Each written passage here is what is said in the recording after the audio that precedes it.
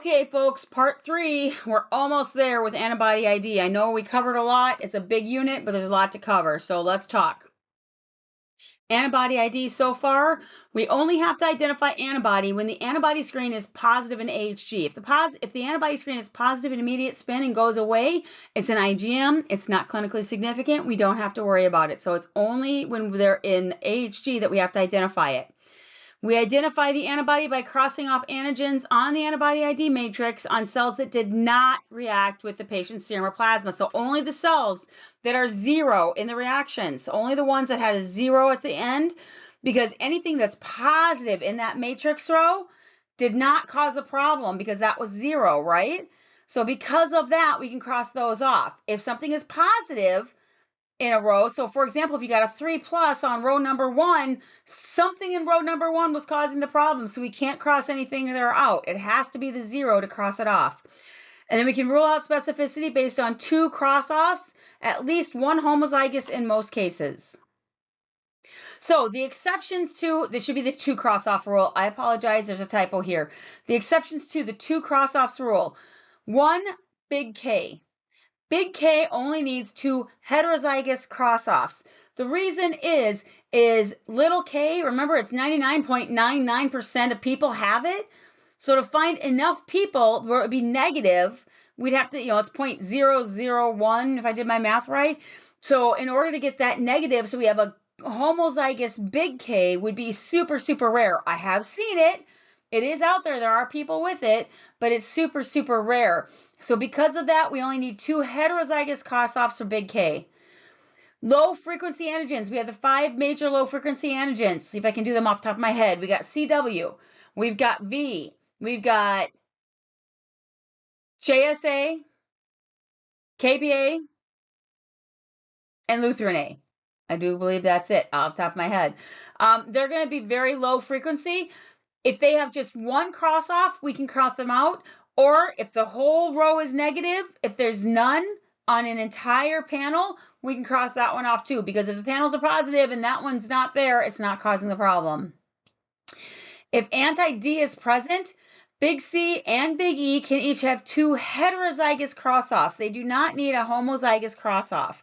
Remember, it'll be very, very difficult for us to find somebody with an anti-D that's little d, big C, little e, little d, big C, little e. That's very, very uncommon. That would be a little r prime, or the other way, little d, little c, big E, little d, little c, big E. That would be a r double prime, little r double prime, little r double prime. Both of those would be really, really rare. So in that situation, 2 heterozygous cross-offs is fine. Use of enzymes. We are not going to get a lot into enzymes. I'm going to just kind of touch on them a little bit here. Most enzymes are done at reference labs. You need to be aware of them. You need to know when to use them. We are not going to worry about getting into the weeds about them. So things you need to know with enzymes. Common enzymes used: physin, papain, and bromylase. You do need to know those. There could be a board question where it says you have a physin panel in the blood bank and da-da-da-da-da-da. You need to know that physin is an enzyme-treated panel. So you'll need to know which enzymes are destroyed, which ones are enhanced based on that. So recognize those names. Those are the common enzymes we use: physin, papain, and bromylase. Antigens that are enhanced by enzymes. We got the RH system, the KID system. We have Lewis, P, and I. Those are in parentheses. Any idea why? Because those are going to be your IgGs, or IgMs, excuse me. Those are going to be your IgMs. We are not going to be identifying them because most of the time they're going to be positive at immediate spin, and by the time we get them warmed up to 37 or AHG, they're going to go away. These are ones that tend to be very clinically insignificant and not cause problems for us, except for being a nuisance in the lab. Antigens destroyed by enzymes, Duffy and MNS. The XGA is there also. It's in parentheses. We're not going to get into XGA. It is a sex-linked antigen, but we're not going to get into it. So when do we use enzymes? Here's a really good example. See how this says antibody number 1?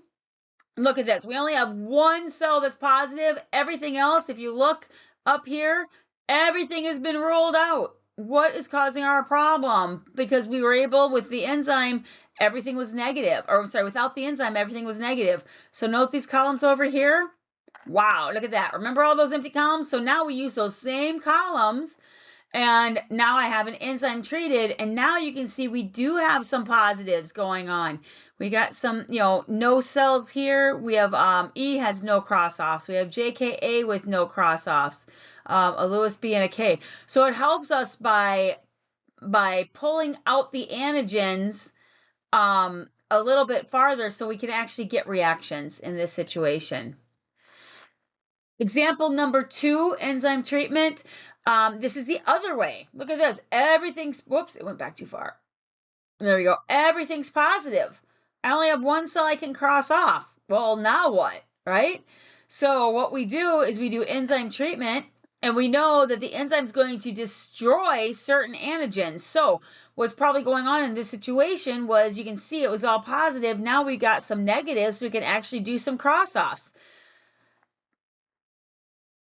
With these cross-offs, we obviously have destroyed something. So looking back, we've got Duffy, M, N, S, and S that were destroyed. And look at this. Our Duffys have no cross-offs. Our M, N, and S's have no cross-offs. So we need to know what's going on here. I take that back. There's a few cross-offs. There are some cross-offs down there. But just know that when you're looking at this, we have to take into consideration what's going on. So in this situation, you can see what we're going to do is on the next panel. Oh, here, we're going to look at D over here. COD, all negative, all positive. So it looks really good that we probably have, the D matches our enzyme treatment over here.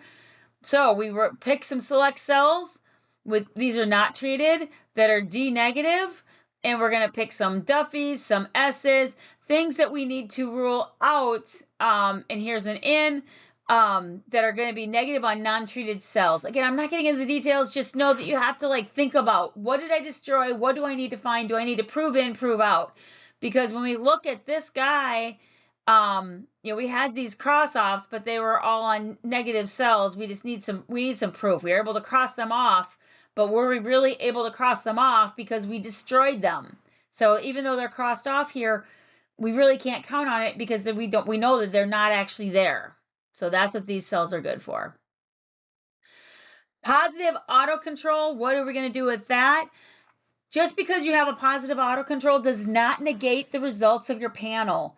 So what this means is the panel results, you still have to take into consideration the whole panel. You can't just say, oh, well, positive autocontrol, wash my hands of this, everything's good to go, report it out, send it out. You can't be doing that. You still have to cross off and identify any antibodies as usual. The problem is it may interfere with some antigen typing also. So what causes a positive autocontrol? Autoantibody on a patient's cell. That's a common one. Antibody to medications coating patient cells. An alloantibody from patients. So if I got transfused with some donor cells, my donor cells, I might produce an alloantibody now on those donor cells. Or a passive antibody from medications or plasma products. That can cause also a positive autocontrol. So here's example number 1 of a positive autocontrol, an autoantibody. See how they're all positive all the way up? This is probably something like an auto-anti-I, big I, because everything is positive all the way up. So obviously we can't do any cross-offs with that. We're going to have to do a little bit more work, probably get into something like a pre-warm that we've talked about before. This is a positive autocontrol of an alloantibody. So you can see down here, we have a positive control. Whoops. Positive control, but you can see we have some negative cells and positive cells, so we can still go ahead and do our cross-offs just like before. And you can see, look at here, how well it matches our Duffy A. So even though we have this positive autocontrol down here, we can still figure out what the antibody is. Positive autocontrol follow-up, one of the first things we're going to do is we're going to do a DAT. We're going to include monospecific reagents. We're going to do complement and IgG for DAT. We want to do some history. We want to find out what the patient diagnosis is. We want to find out what medications they're on, what kind of transfusion history they have. All of those things might guide us to what's really causing the problem. If the patient has been recently transfused, we may have to pull and elute the antibody off the red cells, find the transfused red cells and do an elution. We'll talk about elutions in a couple lectures when we talk about transfusion reactions. One note, cells with special antigen typing. I mentioned this before, but certain cells with some sort of unusual typing may be indicated in the special typings column. So these are going to be cells that are positive for very low frequency antigens, or cells that are negative for very high frequency antigens. These are like somebody that might be, very special for those two reasons. Or if they're positive for white cell antigen BG, remember those are those ones we talked about, they're white cell antigens.